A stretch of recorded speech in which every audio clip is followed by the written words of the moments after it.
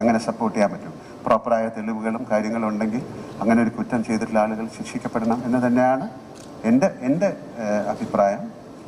മലയാള സിനിമയുടെ എല്ലാ അഭിപ്രായവും അങ്ങനെ ആയിരിക്കുമെന്ന് ഞാൻ വിശ്വസിക്കുന്നു. കാര്യം അതിന് ആരും ഒരു എതിരഭിപ്രായം പറയാൻ താല്പര്യപ്പെടില്ല. ഇതാണ് എനിക്ക് നിങ്ങളോട് പറയാനുള്ളത്. ദയവ് ചെയ്ത് നിങ്ങളെല്ലാവരും കൂടെ സഹകരിച്ച് ഈ ഒരു ക്രൈസിസിനെ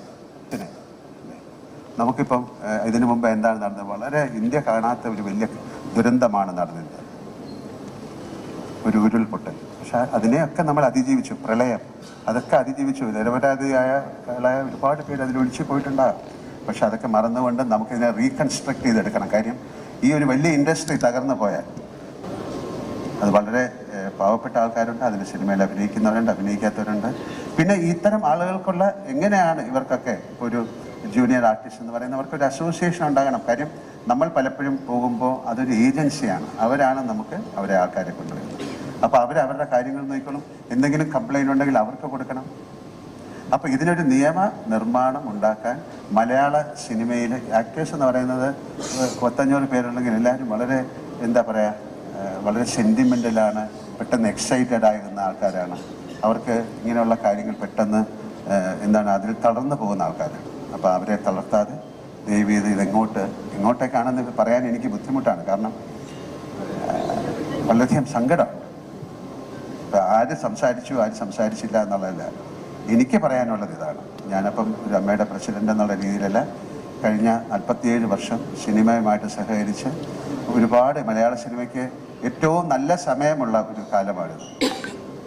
സൗത്ത് ഇന്ത്യൻ ഫിലിംസ് എല്ലാം നോർത്തിലും അല്ലെങ്കിൽ ഇന്ത്യ മുഴുവനും അല്ലെങ്കിൽ പാൻ ഇന്ത്യ അല്ലെങ്കിൽ ഇൻ്റർനാഷണൽ, ഇപ്പോൾ കാനിലൊക്കെ ഒരുപാട് സിനിമകൾ ശ്രദ്ധിക്കപ്പെടുന്ന ഒരു സമയമാണ്.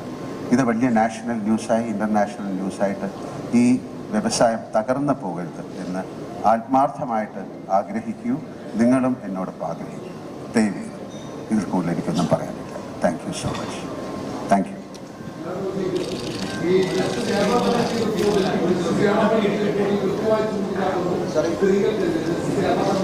ഞാൻ ഇതിൽ കൂടുതൽ എന്താണ് പറയാനുള്ളത്? ഞാൻ പറഞ്ഞതിൽ എൻ്റെ അഭിപ്രായം ദയവ് ചെയ്ത് മനസ്സിലാക്കുക.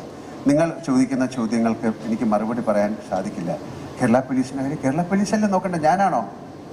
പ്ലീസ് ദയവ് നിങ്ങൾ ഒരു കാര്യം, നിങ്ങൾ ചോദ്യങ്ങൾ ചോദിക്കാൻ നിങ്ങൾ തയ്യാറായിട്ടാണ് വന്നത്. പക്ഷെ എനിക്ക് ഉത്തരങ്ങളില്ല. കാര്യം എൻ്റെ കയ്യിൽ നിൽക്കുന്ന ഒരു കാര്യമല്ല, നിങ്ങളുടെ കയ്യിലാണ് ഈ കാര്യം നിൽക്കുന്നത്.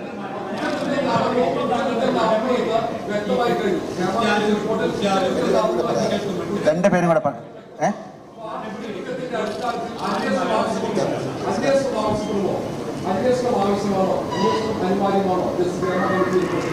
തീർച്ചയായും ഞാനാണോ പറയേണ്ടത്? തീർച്ചയായിട്ടും വേണ്ടേ.